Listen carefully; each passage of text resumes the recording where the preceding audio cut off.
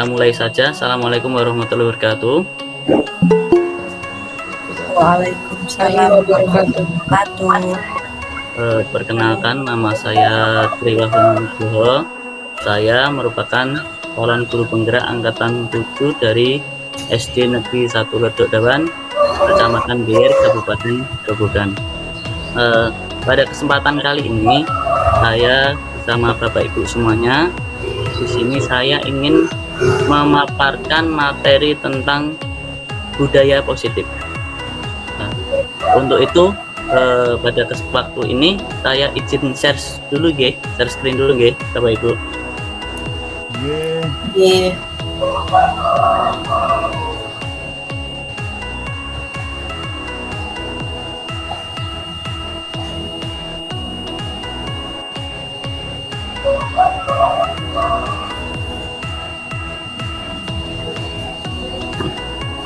Nah, dalam budaya positif ini merupakan salah satu bagian dari modul 1.4 dari modul materi guru penggerak. Sebelum masuk dalam kegiatan intinya, mari kita lakukan ice breaking terlebih dahulu. Coba salah satu yang ada di sini Bapak Ibu, saya minta untuk memilih salah satu angka. Coba Pak Tristiawan, minta nomor berapa? Nomor 3. Nomor 3. Nah, coba Bu Ririn, nomor berapa Bu?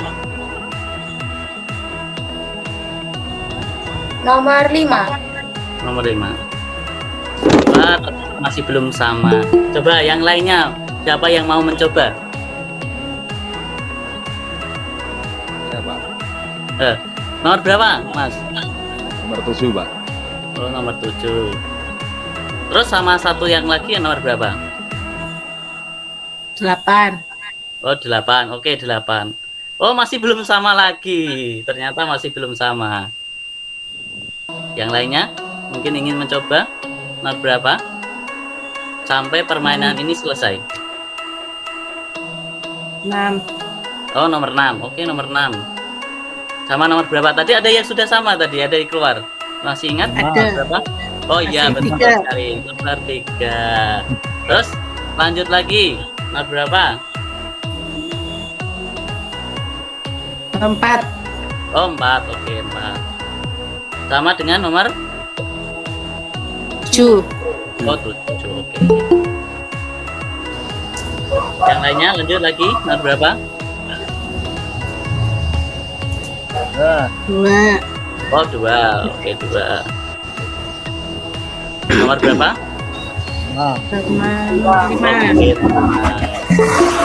Terus yang terakhir ya, berarti 1 dan 8. Hebat sekali, tepuk tangan untuk kita semuanya. Memang luar biasa Bapak Ibu semua. Ya, udah kita lanjutkan kepada materinya. Dalam budaya positif diperlukan dalam prakarsa perubahan untuk mewujudkan sebuah misi. Jadi kalau kita ingin melakukan perubahan agar visi kita tercapai, budaya positif merupakan salah satu prakarsa untuk mewujudkannya. Nah, di dalam budaya positif ini terdiri dari disiplin positif dan nilai kebajikan. Yang kedua, teori motivasi, hukuman, penghargaan dan restitusi. Yang tiga, keyakinan. Yang keempat, kebutuhan dasar manusia dan dunia berkualitas. Yang kelima, restitusi 5 posisi kontrol. Yang keenam yaitu segitiga restitusi. Nah, kita lanjutkan ya. Nah, konsep disiplin positif dan motivasi. Makna kata disiplin? Kata disiplin juga sering dihubungkan dengan hukuman, padahal sesungguhnya berbeda. Karena belajar tentang disiplin positif dengan memberikan hukuman, justru itu adalah salah satu alternatif terakhir kalau tidak perlu digunakan sama sekali. Adapun berkaitan dengan disiplin, ini beberapa faktor yang mempengaruhinya. Ada dari yang pertama, Anda tidak bisa mengontrol orang lain. Jadi kalau kita itu ingin menanamkan disiplin kepada anak, itu sebenarnya poin yang pertama ini, kita itu sebenarnya untuk menanamkan hal kedisiplinan itu dari diri anak sendiri. Jadi kedisiplinan itu sebenarnya bisa dikontrol, ya. Itu yang kedua. Kemudian ada namanya semua perilaku memiliki tujuan. Yang pertama yaitu teori motivasi. Jadi mungkin anak itu disiplin juga karena faktor orang lain, atau untuk menghindari hukuman, mendapatkan imbalan, atau untuk menghargai dirinya sendiri. Yang kedua berikutnya yaitu untuk model berpikir menang, kolaborasi, konsensus, menciptakan pilihan-pilihan baru. Jadi ini juga sama. Jadi dia itu disiplinnya juga karena menghindari hukuman tadi. Menghindari hukuman untuk tidak membuat bersalah terhadap temannya. Jadi misalkan kita punya teman, temannya itu jangan sampai karena perilaku kita tidak baik, temannya juga ikut kena. Itu jangan sampai. Itu namanya di dalam 5 posisi kontrol tersebut. Terus yang berikutnya yaitu berdasarkan 5 kebutuhan dasar manusia. Jadi motivasi itu tergerak atas dasar kebutuhan manusia, baik bertahan hidup, penguasaan, kasih sayang, kesenangan, dan kebebasan. Selanjutnya, disiplin positif adalah cara kita mengontrol diri dan bagaimana menguasai diri untuk memilih tindakan yang mengacu pada nilai-nilai yang kita hargai agar tercapai tujuan yang mulia yang diinginkan. Disiplin positif merupakan unsur utama dalam terwujudnya budaya positif yang kita cita-citakan di sekolah kita. Tujuan dari disiplin positif adalah menanamkan motivasi kepada murid kita, yaitu untuk menjadi orang yang merdeka yang diinginkan dengan nilai-nilai yang mereka percaya. Nah, di sini merupakan nilai-nilai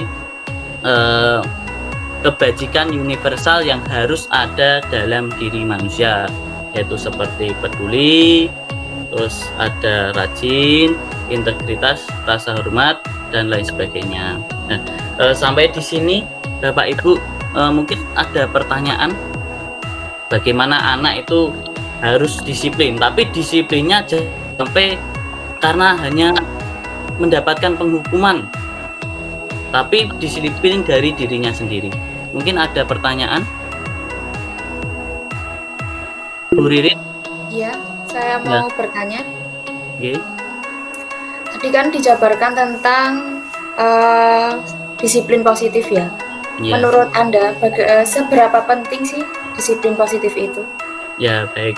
Terima kasih atas pertanyaan yang sudah diberikan. Disiplin ini sangat penting, ya toh. Mungkin Pak Tristiawan tuh kemarin itu pernah buat status di Facebook mungkin atau WA, bahwasanya belajar itu sakitnya sementara tapi nikmatnya selamanya. Mungkin seperti itu ya Pak Tri? Pernah buat status? Hah? Agak lupa. Ya pernah kan, panjenengan kan itu dari PSHT itu kan latihannya sungguh luar biasa, kedisiplinan itu. Bapak, memang disiplin itu sangat penting. Kalau menurut saya sendiri, namanya disiplin itu adalah tonggak dasar dari sebuah kesuksesan. Jadi kalau tanpa disiplin, kesuksesan itu tidak akan tercapai, seperti itulah. Disiplin sendiri tadi dikatakan bahwa disiplin yang paling baik itu motivasinya yang harus ada dalam diri anak sendiri. Jadi jangan sampai kita itu mengarahkan disiplin tapi karena hukumannya. Misalkan anak itu bergerak sesuatu atau ingin melakukan sesuatu karena kita inginkan, dengan di belakangnya ada hukumannya. Nah, hal itu bisa terjadi dia melakukannya, tetapi ketika tanpa ada hukuman tersebut, anak itu tidak akan melakukan apa yang kita minta lagi, seperti itu. Jadi otomatis, apalagi kalau anak itu sudah dewasa, kalau hanya sebatas ditekan dengan hukuman, tidak mempan seperti itu. Nah, untuk itu dalam penanaman disiplin ini harus dari dirinya sendiri, dari motivasi intrinsiknya, ya. Mungkin seperti itu Bu Ririn yang bisa disampaikan. Iya, terima kasih atas jawabannya. Ya, baik ya. Mari kita lanjutkan. Nah, berikutnya hukuman konsekuensi dan restitusi ya. Hukuman, konsekuensi dan restitusi adalah tindakan pada suatu pelanggaran namun tidak. Hukuman bersifat satu arah dari pihak guru yang memberikan murid hanya menerima satu hukuman tanpa melalui suatu kesepakatan atau pengarahan dari pihak guru, baik sebelum atau sesudahnya. Hukuman yang diberikan berupa fisik maupun psikis. Murid atau anak disakiti oleh suatu perbuatan atau kata. Jadi ini sering terjadi, nggih. Berarti hukuman itu dari satu pihak begitu. Kemudian ada konsekuensi, suatu yang sudah terencana dan sudah disepakati, sudah dibahas dan disetujui oleh murid dan guru. Mungkin Pak Anas bisa menjelaskan atau memberikan contoh konsekuensi yang sudah dilaksanakan di sekolahnya bagaimana? Seperti apa? Pernah nggak membuat konsekuensi antara guru dengan murid atau siswa?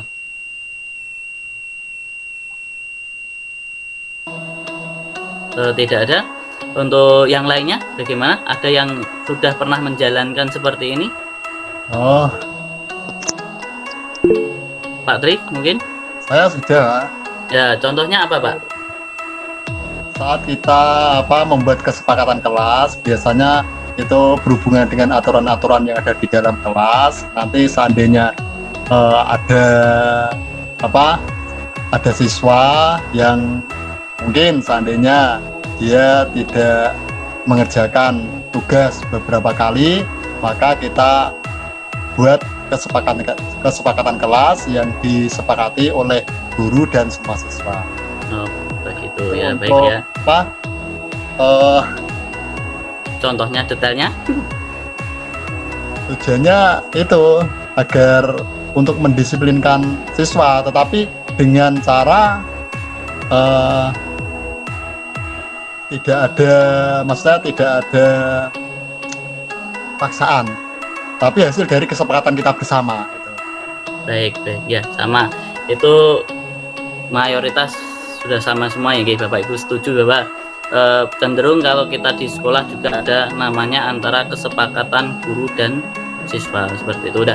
Yang berikutnya yaitu adalah proses menciptakan kondisi bagi murid atau restitusi, yaitu proses untuk menciptakan kondisi bagi murid untuk memperbaiki kesalahan mereka sehingga mereka kembali pada kelompok mereka dengan karakter yang lebih kuat. Nah, kalau yang restitusi ini Bapak Ibu, sini misalkan ya anak itu melakukan pelanggaran, ya kita tidak boleh serta-merta untuk memberikan hukuman atau memberikan labeling buruk pada anak, tetapi kita harus gali informasi tentang siswa tersebut, mengapa siswa itu melakukan hal tersebut. Terus kita diwajibkan juga dalam kegiatan restitusi ini memberikan solusi terhadap permasalahan yang dihadapi, seperti itu ya.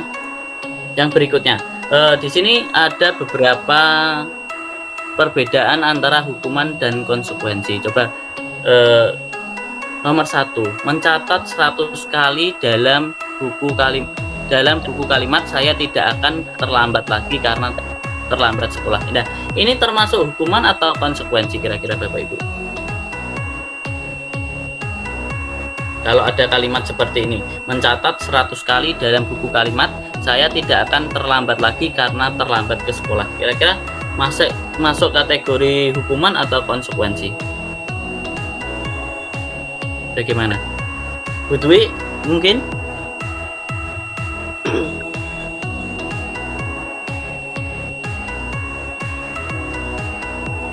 Bu Ririn? Masuk hukuman mungkin. Oh ya, mungkin coba kita lihat ya. Oh ya, betul sekali ya, masuk hubungan. Tepuk tangan untuk Bu Ririn ya. Yang lainnya, ayo. Yang nomor 2, lari mengelilingi lapangan basket 2 kali karena terlambat hadir di sekolah. Kira-kira masuk apa ya? Hukuman atau konsekuensi? Hukuman, oke. Wah, pintar sekali Pak Tri ya. Tepuk tangan untuk Pak Tri, hebat sekali Pak Tri. Yang berikutnya, murid diminta untuk push up 15 kali karena tidak menggunakan masker ke sekolah. Ini masuk hukuman. Hukuman. Waduh, luar biasa pintar ya. Sudah bisa. Yang berikutnya, mengganti kertas tugas teman yang telah dicoret. Konsekuensi. Hukuman atau konsekuensi? Konsekuensi kayaknya. Konsekuensi. Coba kita lihat. Si. Oh iya, betul sekali, konsekuensi. Terus, yang berikutnya, membersihkan tumpahan air di meja tulis karena tersenggol pada saat belajar. Konsekuensi. Konsekuensi atau hukuman, kita lihat. Oh ya, konsekuensi, betul sekali. Yang berikutnya, lari mengelilingi lapangan basket 2 kali karena terlambat 10 menit untuk pelajaran PJOK. Hukuman. Hukuman atau konsekuensi? Coba kita lihat. Konsekuensi. Hukuman. Nah, ada yang beda ternyata. Kenapa itu? Ada yang mengatakan hukuman, ada yang mengatakan konsekuensi. Ternyata jawabannya adalah konsekuensi. Nah, bisa dikatakan konsekuensi karena ini lari mengelilingi lapangan ini berkaitan dengan mata pelajaran PJOK yang dasarnya adalah olahraga seperti itu. Jadi ada kesinambungan antara lari mengelilingi lapangan dengan mata pelajaran PJOK. Jadi makanya jawabannya adalah konsekuensi. Apa perlu restitusi? Restitusi adalah proses menciptakan kondisi bagi murid untuk memperbaiki kesalahan mereka sehingga mereka bisa kembali pada kelompok dengan karakter yang lebih kuat. Terus berikutnya, restitusi membantu murid menjadi murid yang lebih memiliki tujuan, disiplin positif, dan memulihkan dirinya setelah berbuat salah, bukan untuk menebus kesalahan tapi belajar dari kesalahan. Nah, yang berikutnya adalah keyakinan kelas. Oke, Bapak Ibu, keyakinan kelas ini adalah tahapan dari hukuman, kesepakatan, dan keyakinan kelas. Jadi ada 3 level. Yang pertama ada hukuman, yang berikutnya ada konsekuensi tadi atau kesepakatan, yang berikutnya adalah keyakinan kelas. Tujuan dari keyakinan kelas ini adalah kembali lagi pada motivasi intrinsik yang ada dalam diri siswa. Ya, kesepakatan atau keyakinan yang bisa ditanamkan seperti ini. Kami, guru dan murid, saling menyayangi. Jadi mereka itu meyakini bahwa sebagai guru dan murid itu harus menyayangi. Yang berikutnya adalah murid yang semangat belajar. Kemudian kami murid yang peduli dengan teman-teman, seperti itu. Jadi kesepakatan kelas itu adalah bentuk dari motivasi intrinsik yang mana sadar posisi dirinya dan orang lain, seperti itu. Di sini kita lihat ada perbedaan hukuman, konsekuensi, dan restitusi. Bisa dilihat, yang pertama itu hukuman, sesuatu yang menyakitkan dan harus terjadi. Yang berikutnya konsekuensi, suatu harus terjadi. Yang berikutnya adalah restitusi, merupakan sebuah pilihan. Jadi bisa kita lihat antara perbedaan hukuman, konsekuensi, dan restitusi, seperti itu Bapak Ibu. Mungkin bisa dibaca dulu Bapak Ibu tentang perbedaan hukuman, konsekuensi, restitusi. Lanjut G. Tambon. Lanjut G. Nah, mari kita lanjutkan. Berikutnya adalah kebutuhan dasar manusia. Nah, ada 5 kebutuhan dasar manusia. Yang pertama yaitu kebutuhan bertahan hidup. Yang berikutnya yaitu kebutuhan kasih sayang dan rasa diterima. Yang berikutnya yaitu kebutuhan akan penguasaan. Yang keempat yaitu kebutuhan akan kesenangan. Dan yang kelima adalah kebutuhan akan kebebasan. Jadi manusia itu tidak lepas dari 5 kebutuhan ini. Misalkan di sekolah itu ada anak yang suka sekali membuli temannya. Ya. Karena apa? Karena sebenarnya anak tersebut itu butuh namanya kebutuhan akan penguasaan. Jadi kebutuhan yang penguasaan itu tidak terpenuhi, maka akan terjadi sikap yang menyimpang. Teman saya mungkin Pak Tristiawan sudah menjalankan seperti itu ya, karena di sekolahnya Pak Tri melaksanakan kegiatan ekstrakurikuler bela diri. Jadi karena apa? Yaitu untuk mencukupi kebutuhan dari penguasaan tersebut. Jadi ada kebutuhan penguasaan ini salah satu juga yang harus dipenuhi Bapak Ibu semuanya. Termasuk saya ini, penguasaan ada yang harus dipenuhi, kesenangannya, kebebasan, kasih sayang, bertahan hidup. Jadi kelima kebutuhan dasar manusia ini wajib dipenuhi di sekolah kita masing-masing. Ya. Selanjutnya posisi 5 kontrol. Nah, di sini itu adalah posisi di mana ada sebuah kasus atau permasalahan. Kita itu di posisi mana sebagai guru?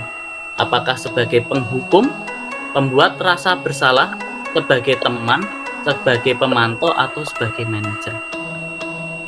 Nah, untuk lebih jelasnya, mari kita lihat tayangan video berikut ini.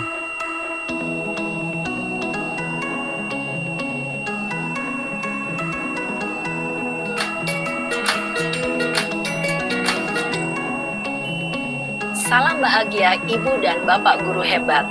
Dalam penerapan disiplin positif restitusi, salah satu program yang dikembangkan adalah 5 posisi kontrol. 5 posisi kontrol dalam restitusi adalah proses perjalanan seorang pendidik agar dapat mengenali dirinya.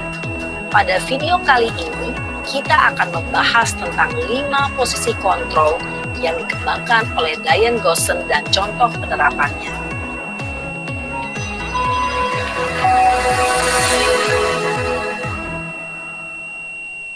5 posisi kontrol itu adalah 1.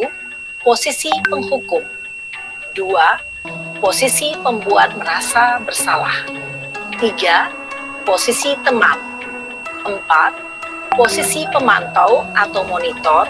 Dan 5. Posisi manajer. Untuk lebih memahami kelima posisi tersebut, mari kita saksikan kasus Naren yang terlambat hadir 20 menit di sekolah dan melihat bagaimana kelima posisi kontrol dalam menghadapi masalah tersebut.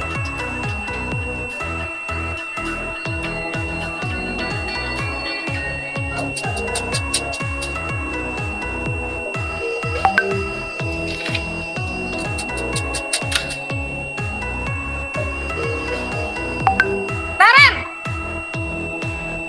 Sini kamu! Selamat pagi, Bu. Selalu terlambat. Kamu deh, pasti terlambat. Maaf, Bu. Saya... Apa? Apa coba?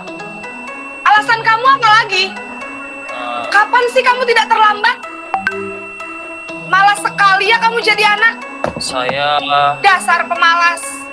Gak kapok-kapok sih kamu. Sudah berapa kali terlambat? Sana, kamu keliling lapangan basket 2 kali. Kenapa saya harus keliling lapangan basket, Bu? Kenapa? Melawan ibu. Berani-beraninya jawab.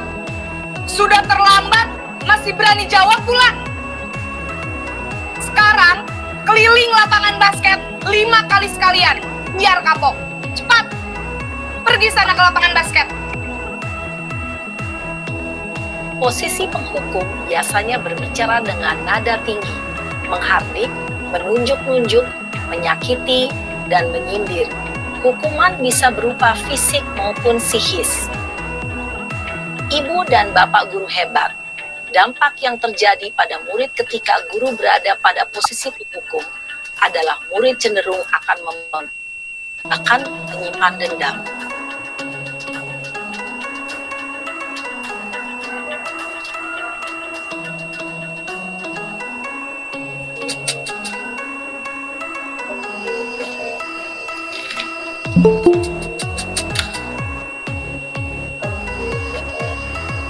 Naren!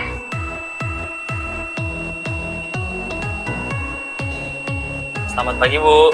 Naren, kamu kenapa terlambat lagi, nak? Ya Tuhan, Naren. Kamu senang ya bikin ibu susah ya? Kalau kamu terlambat lagi, nanti ibu yang ditegur bapak kepala sekolah, nak. Disangka ibu tidak bisa membina kamu. Duh, gimana ini? Maaf, Bu. Duh, Gusti Naren. Kamu suka ya kalau ibu ditegur bapak kepala sekolah? Terus, sekarang ibu harus tulis apa ini di buku absen? Ini kamu sudah sering terlambat loh. Ibu harus apa coba? Maaf, Bu. Maaf sekali. Ya sudah, lain kali jangan bikin ibu susah lagi ya nak ya. Ibu tidak akan kuat lagi kalau kamu begini terus. Bisa jantungan kalau ibu tegur bapak kepala sekolah. Sana cepat ke kelas.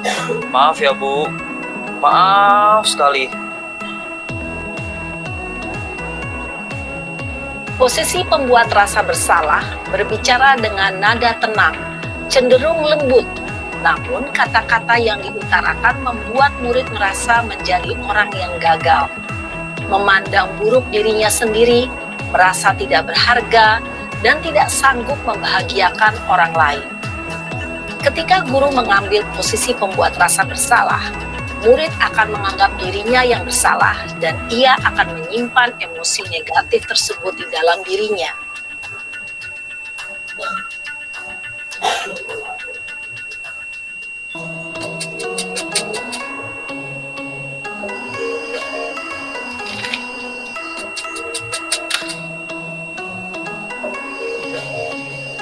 Naren!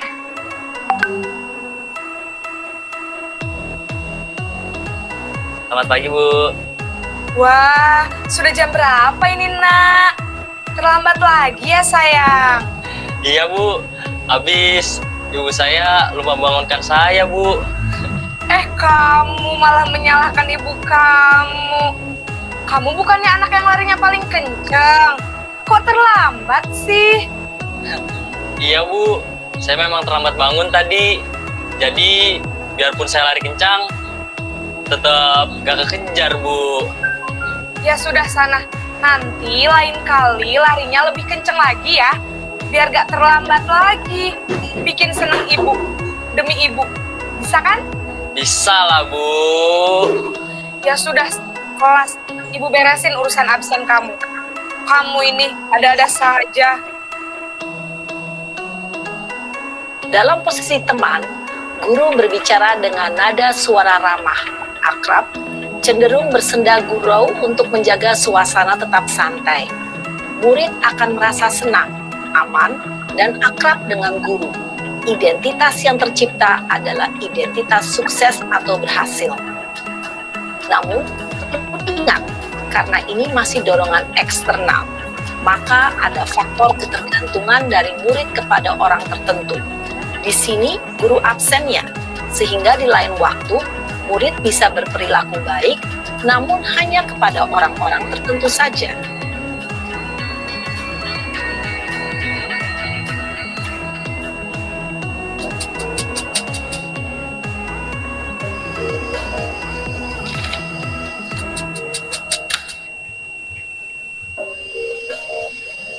Naren!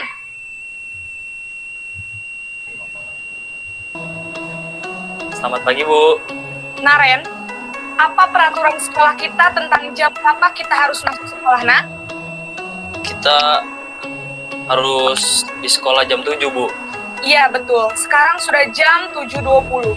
Naren sudah tahu konsekuensinya jika terlambat hadir. Paham, Bu.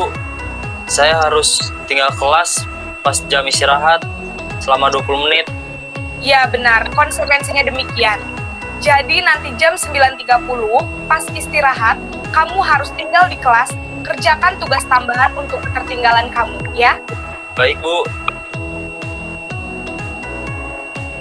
Posisi pemantau mengandalkan penghitungan atau data untuk mengontrol murid. Guru mengarahkan murid aturan dan konsekuensi. Seorang pemantau menunjukkan bahasa tubuh dan ekspresi wajah yang datar dan cenderung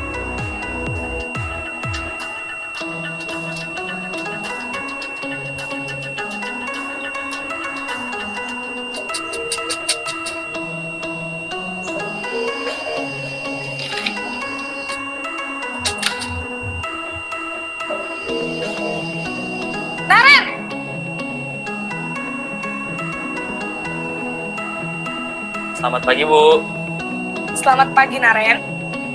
Maaf, Bu. Saya terlambat. Iya, sekolah masuknya jam 7, sekarang 20. Jadi sekarang bagaimana ini, Naren? Maaf, Bu. Saya lupa setel alarm saya semalam. Baiklah, menurut kamu, sekolah yang mana yang perlu kamu tingkatkan? Menghargai diri sendiri dan orang lain mungkin ya, Bu. Setuju. Jadi, apakah Naren meyakini prinsip saling menghormati tersebut? Iya, Bu. Saya meyakininya. Apakah Naren bersedia memperbaiki masalah keterlambatan ini? Bersedia, Bu. Bagaimana kamu akan perbaiki masalah keterlambatan ini? Saya akan coba untuk tidak lupa menyetel alarm saya, Bu. Baik, kalau Naren lupa menyetel alarm di rumah, ada orang yang kira-kira bisa bantu mengingatkan tidak? Ada, Bu. Kakak saya, Kak Ema. Ada lagi selain Kak Emma? Selain Kak Ema, ada ibu saya. Baik, jadi yang mengingatkan Naren adalah Kak Emma dan ibu kamu ya? Kira-kira akan mulai setel alarm kapan, Naren? Setelah pulang sekolah, akan segera saya lakukan. Baik, jadi Naren akan setel alarm untuk bangun besok pagi dan akan diingatkan oleh kakak dan ibunda Naren ya. Ada lagi yang perlu dilakukan, Naren? Agar tidak terlambat bangun lagi. Tidak ada, Bu. Baik, Naren. Terima kasih untuk kerjasama kamu. Sekarang kamu perlu kembali ke kelas untuk belajar. Baik, Bu. Terima kasih. Posisi manajer adalah posisi kontrol yang disarankan untuk membimbing murid memiliki sikap disiplin yang positif, yaitu murid yang mandiri, bertanggung jawab, dan dapat menyelesaikan masalah. Tujuan dari posisi ini adalah agar murid dapat berefleksi atas tindakannya. Guru akan dengan tulus memberikan pertanyaan-pertanyaan bermakna, sehingga membuat murid dapat belajar dari kesalahannya dan mencari sebuah solusi untuk menyelesaikannya. Ibu dan Bapak guru hebat, setelah mengamati adegan kelima posisi kontrol tadi, kira-kira posisi mana yang paling ideal? Posisi mana yang dapat menunjang motivasi intrinsik murid? Ya, tentu posisi manajer. Posisi ini memang posisi ideal yang ingin dituju setiap pendidik. Pada posisi inilah, guru dapat menerapkan disiplin positif yang berpihak pada murid, yang memerdekakan murid. Perjalanan seorang pendidik tentunya tidak mudah untuk sampai pada posisi seorang manajer. Namun, tujuan kita pasti, yaitu menciptakan murid-murid yang mandiri, merdeka, dan bertanggung jawab. Semoga penggambaran 5 posisi kontrol yang telah diperlihatkan ini dapat menjadi ajang refleksi bagi kita semua, agar dapat terus mengasah dan menerapkan disiplin positif yang memerdekakan murid. Mari terus berlatih dan bersemangat. Selamat menerapkan. Salam dan bahagia, Ibu Pak Guru hebat.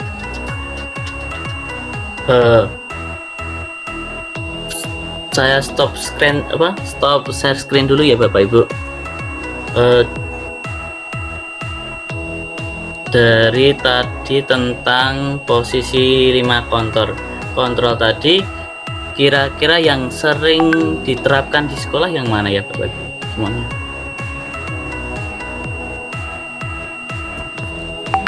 Mungkin bisa dimasukkan dalam chat box.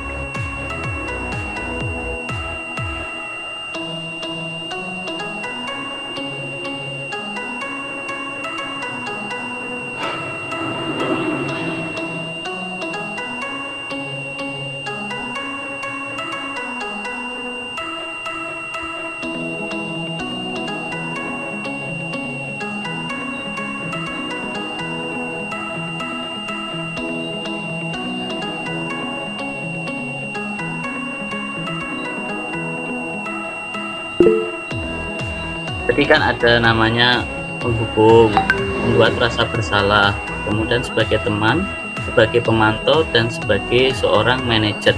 Kira-kira yang paling sering diterapkan di sekolah dalam menghadapi suatu persoalan atau kasus yang mana kira-kira? Pak Tain mungkin bisa ditulis di chat box. Iya Pak.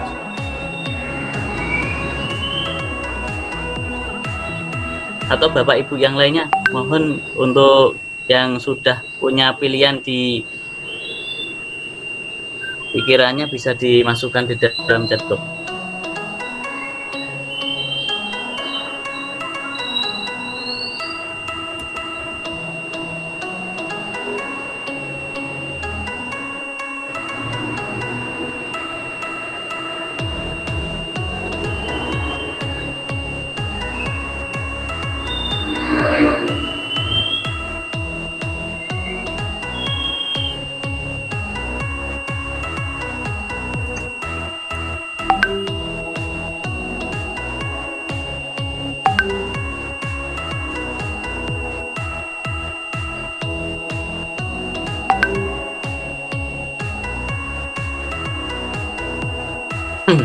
Di situ kan ada di chatbox itu ada saya tulis tuh sebagai penghukum atau pembuat rasa bersalah, sebagai teman, sebagai pemantau atau sebagai manajer. Kira-kira yang sering kita lakukan saat menghadapi persoalan masalah yang ada di sekolah itu saya ingin lihat itu kira-kira. Dari 5 itu posisi kontrol itu satu yang sering kita terapkan di sekolah itu posisi apa kira-kira?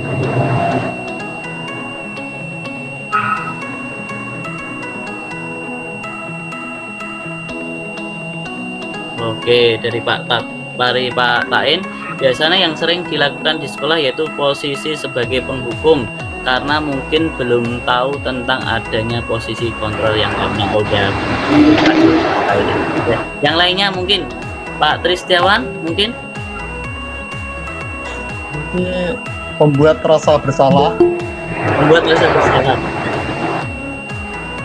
pengawas, dan juga kadang bagaimana itu sering yang saya lakukan. Oh, berarti tidak monoton satu gitu ya? Tidak ya Pak?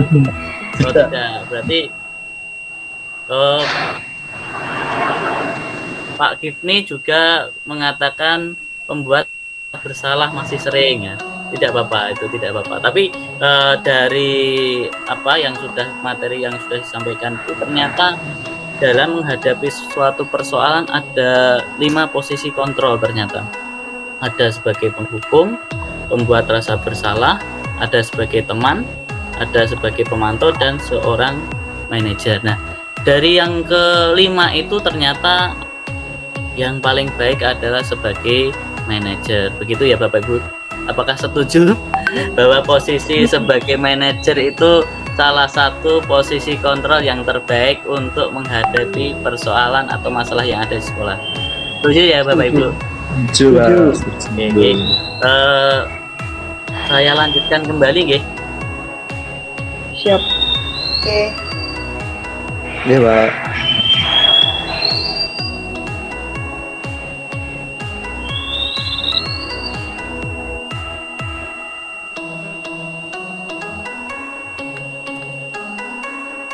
Yang berikutnya yaitu segitiga restitusi. Segitiga restitusi merupakan tahapan tindakan yang dilakukan untuk guru membawa murid menaati kesepakatan atau keyakinan kelas yang telah diterapkan dan mengakui secara sadar dan terbuka ketika melakukan kesalahan serta merasakan kenyamanan ketika sudah berperilaku jujur. Jadi dalam segitiga restitusi itu ada 3 langkah Bapak Ibu. Yang pertama yaitu menstabilkan identitas, validasi kebutuhan. Yang berikutnya adalah menanyakan keyakinan kelas. Mungkin bisa kita lihat contoh video yang telah saya lakukan tentang kegiatan segitiga restitusi.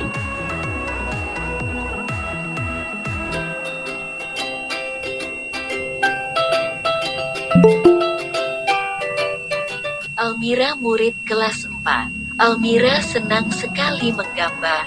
Ia melihat sahabatnya Ria punya 2 pewarna. Ia berniat meminjam pada Ria akan tetapi Ria tidak mau meminjamkan pewarnanya. Hal ini membuat Almira kesal. Sehingga Almira mencoret-coret dinding kelas.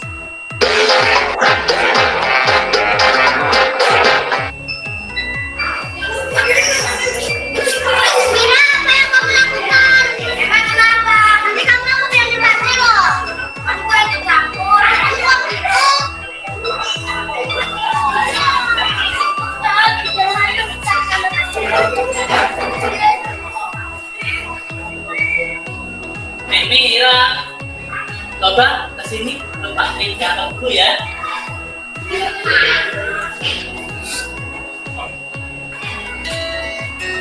Coba kira-kira kenapa kamu hari ini dibilang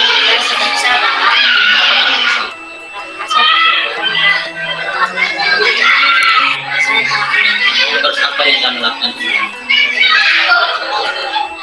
Nah, memang pada umumnya kalau kesal itu seperti itu ya. Untung saja kamu tidak melakukan parah daripada itu. Artinya kira-kira tindakan tersebut itu sudah apa yang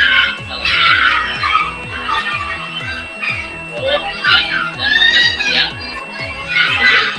besok lain lagi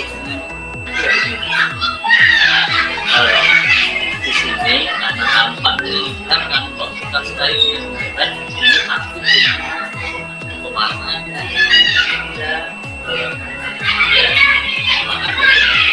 nanti kalau kamu bisa membuat ini sesuai dengan apa yang ada di sini, nanti kamu akan bisa membuat juga yang lain. Ya, mau ya?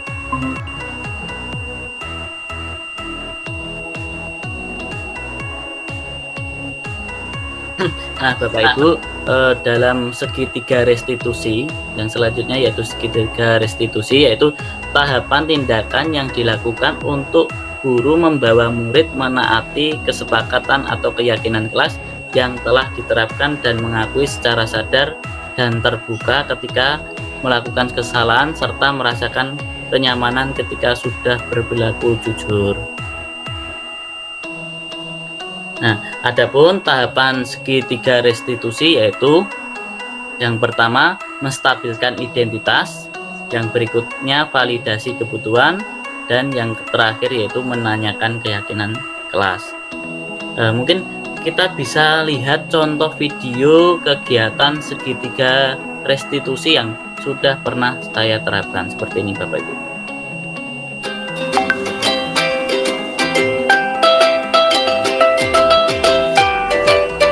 Almira murid kelas 4. Almira senang sekali menggambar. Ia melihat sahabatnya Ria punya 2 pewarna. Ia berniat meminjam pada Ria akan tetapi Ria tidak mau meminjamkan pewarnanya. Hal ini membuat Almira kesal, sehingga Almira mencoret-coret dinding kelas.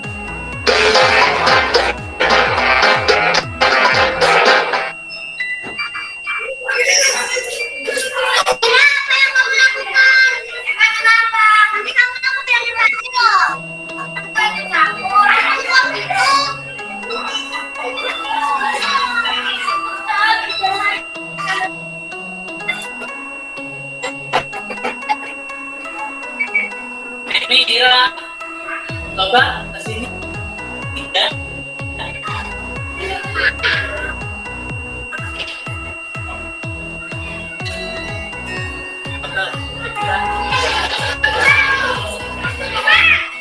kenapa kamu hari ini dibilang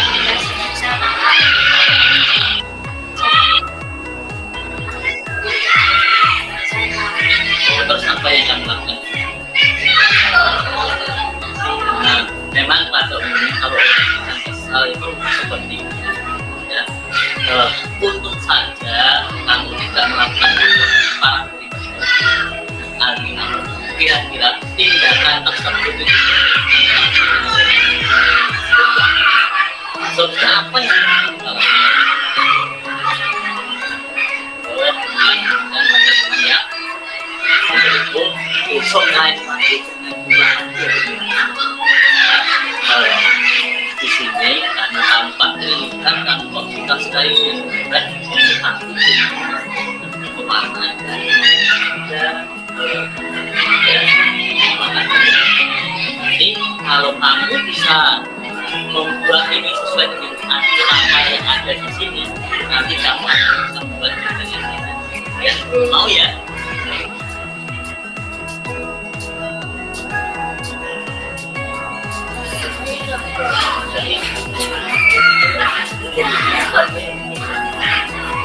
Oh ya.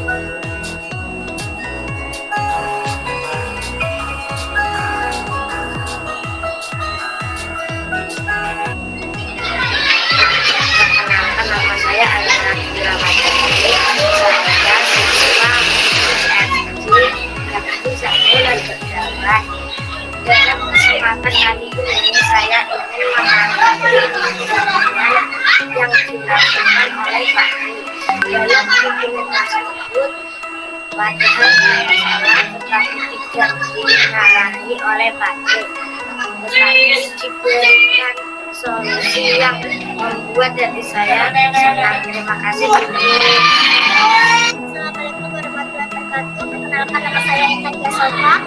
Saya dari SDN 1 Tegawan. Di sini saya ingin menanggapi bimbingan yang dilakukan oleh Mbak Tim. Bimbingannya sangat menarik. Teman saya yang tadinya murung jadi gembira. Demikianlah. Assalamualaikum warahmatullahi wabarakatuh. Leo senang bermain olahraga. Saat bermain Castilio sangat berambisi untuk menang. Ketika akan memukul lawannya, dia berlari sangat kencang. Tanpa sengaja, Leo terpleset serta terjatuh dan bolanya pun tidak mengenai lawannya. Seketika itu Leo berkata kotor.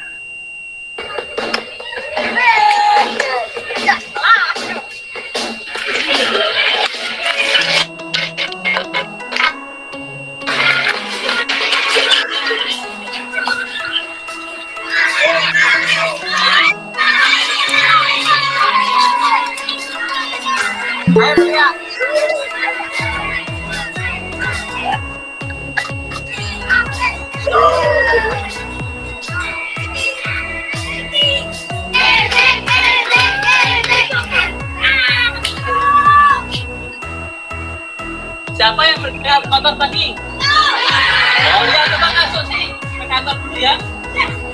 Ini ayo, yuk.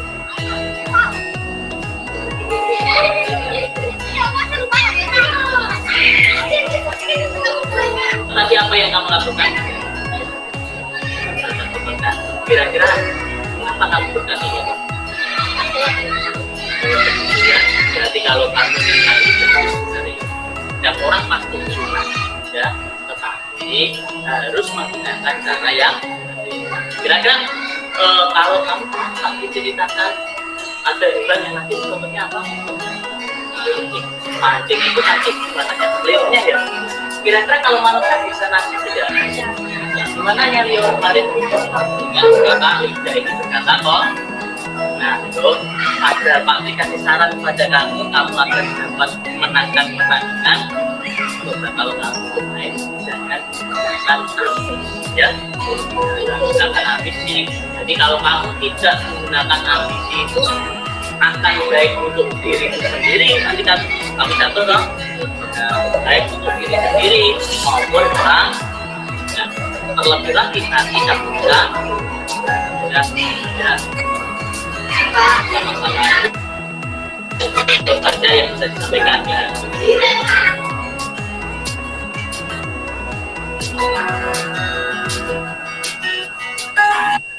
diperkenalkan namanya siapa? Assalamualaikum warahmatullahi wabarakatuh. Perkenalkan nama saya Raditya Aprilia Desiano. Saya siswa di SD Negeri 1 Ledek Dawan. Nah, coba Rio, bagaimana tanggapanmu tentang bimbingan yang sudah dilakukan oleh Pak Tri? Bimbingan yang dilakukan oleh Pak Tri, bimbingan yang dilakukan tidak membuat saya takut, padahal saya berkata ngotot dengan keras. Selain itu apa, Rio? Pada bimbingan itu saya diarahkan untuk mengendalikan emosi. Hal itu saya terapkan sehingga pada kegiatan kelas meeting kelompok saya mendapatkan juara 1 lomba casting. Hal ini membuat saya senang. Terima kasih banyak Pak Tri. Sama-sama. Demikian yang bisa disampaikan. Akhirul kalam. Wabillahi taufik wal hidayah. Wassalamualaikum warahmatullahi wabarakatuh. Waalaikumsalam warahmatullahi wabarakatuh.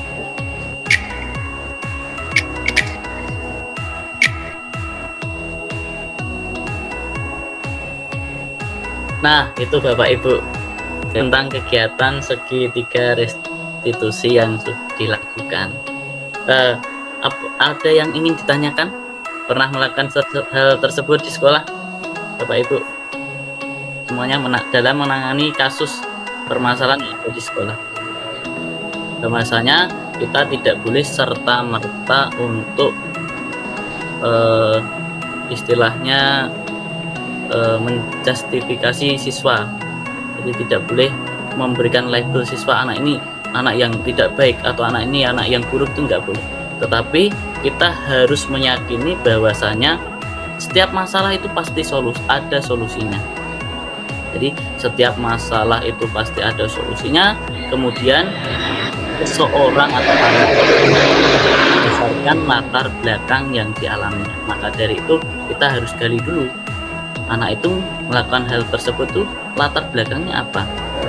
Kalau sudah tahu latar belakangnya apa, kemudian kita cari solusinya dalam penanganan masalah tersebut. Tadi saya contohkan tadi murid saya yang kasus yang pertama, murid saya itu tidak punya pewarna. Dia lihat temannya atau sahabatnya itu punya 2 pewarna, tetapi sahabatnya itu nggak meminjamkan pewarna tersebut.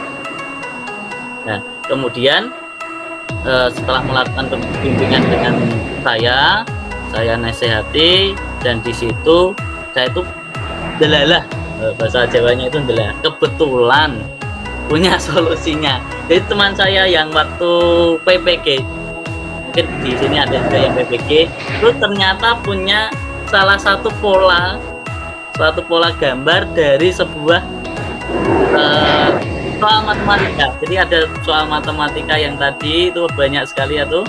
Kemudian kalau diselesaikan tugas polanya itu, kemudian akan membentuk suatu gambar seperti itu. Mungkin nanti bisa kita saling share tentang itu. Yang kedua itu ceritanya seperti ini. Jadi saya itu pernah dari kepala sekolah saya itu kan punya cucu.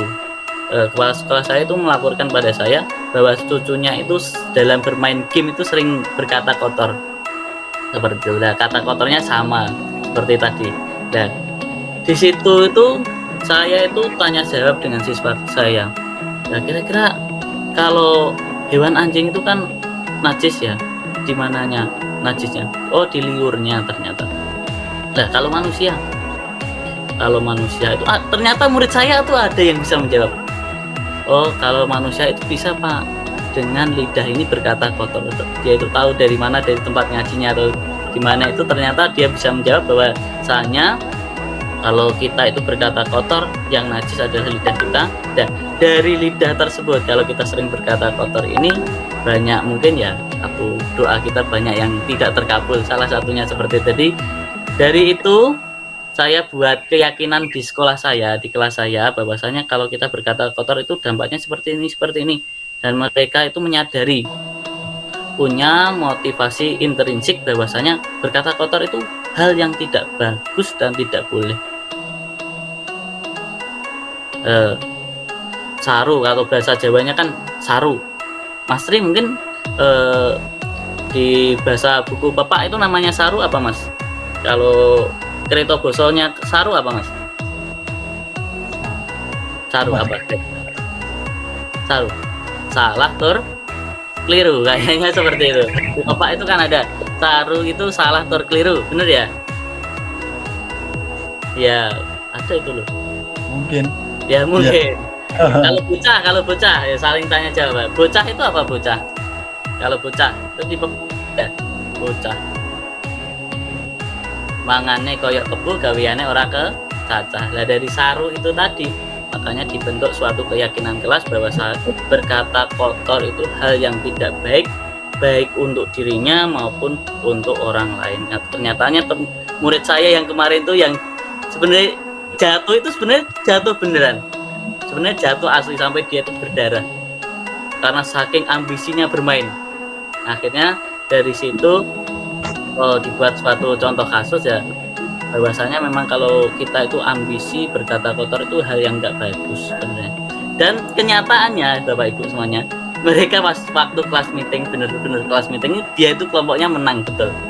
Jadi betul-betul dia itu juara lomba kelas meeting untuk kasti, permainan kasti seperti itu. Mungkin ada yang mau ditanyakan tentang segitiga restitusi dari Bapak Ibu di sini?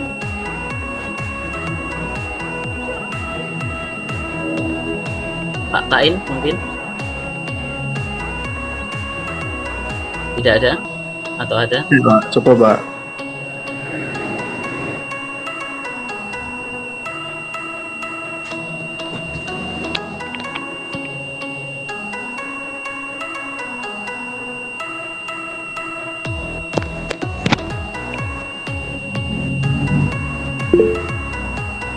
Oke, monggo Pak. Aku izin bertanya ya Pak Tri. Iya, monggo. Mungkin sekarang kan banyak sekali karena media sosial itu mengajarkan kayak kata-kata kasar kepada anak. Mungkin bagaimana sih cara mencegahnya supaya anak-anak juga tidak mudah ikut-ikutan di media sosial seperti itu untuk berkata kasar seperti itu. Terima kasih. Oke, terima kasih. Kalau saya sendiri dan guru SD saya itu meyakini seperti ini. Kalau misalkan kalau kita mau jadi orang, kalau Islam kan namanya orang soleh gitu ya. Kalau kita mau jadi orang soleh, tentunya ya dekat dengan orang soleh. Jadi siswa saya memang waktu-waktu ini namanya media sosial ataupun apa itu memang nggak bisa dipungkiri kalau untuk terhindar dari hal-hal yang di luar masa kita waktu dulu kita sekolah ya, seperti itu. Jadi pernah wali murid atau apa itu menyarankan bahwasanya memang waktu-waktu ini untuk hal tersebut itu pondok itu yang bisa menangani hal tersebut kan gitu. Jadinya yang bisa dilakukan di sekolah ya kita memberikan arahan bagaimana pentingnya untuk berkata yang lebih baik. Jangan sampai berkata kotor, dampaknya apa berkata kotor seperti itu. Jadi kita memberikan arahan bahwasanya tadi ada namanya najisnya manusia itu dengan berkata kotor itu ada arahan seperti bimbingan tersebut. Ada bimbingannya. Kemudian tak lupa untuk yang ada di sekolah itu memang sering kadang mengundang orang-orang yang ya dianggap alim lah di lingkungan tersebut agar namanya tadi kembali lagi. Kalau kita mau jadi orang soleh ya dekat dengan orang soleh gitu, seperti itu. Jadi kita selalu dekatkan, upayakan untuk mendekat orang-orang yang baik gitu, seperti itu. Oke, terima kasih. Jadi membuat lingkungan yang baik juga itu. Ya, lingkungan yang positif gitu, seperti itu. Ya, terima kasih Pak Tri atas jawabannya. Oke, sami-sami. Bapak Ibu, berhubung waktu yang sudah kita sepakatkan telah usai. Terima kasih sebelumnya sudah berkenan untuk mengikuti kegiatan presentasi yang sudah saya lakukan. Saya mengucapkan terima kasih yang sebesar-besarnya atas bantuan Bapak Ibu semuanya. Mungkin itu apabila ada tutur kata saya yang kurang baik, mungkin lisan saya dalam menjelaskan ya agak kurang jelas, terlalu terburu-buru karena ya mengingat kadang itu kalau lihat layar kamera kadang ya agak sedikit grogi juga mungkin. Mohon dimaafkan, Ki. Mungkin demikian yang bisa saya sampaikan. Terima kasih sebelumnya. Demikian akhirul kalam, wabillahi taufik wal hidayah. Wassalamualaikum warahmatullahi wabarakatuh. Waalaikumsalam warahmatullahi wabarakatuh. Waalaikumsalam warahmatullahi wabarakatuh. Terima kasih atas materinya, Pak. Sami-sami. Terima kasih. Terima kasih, Bapak.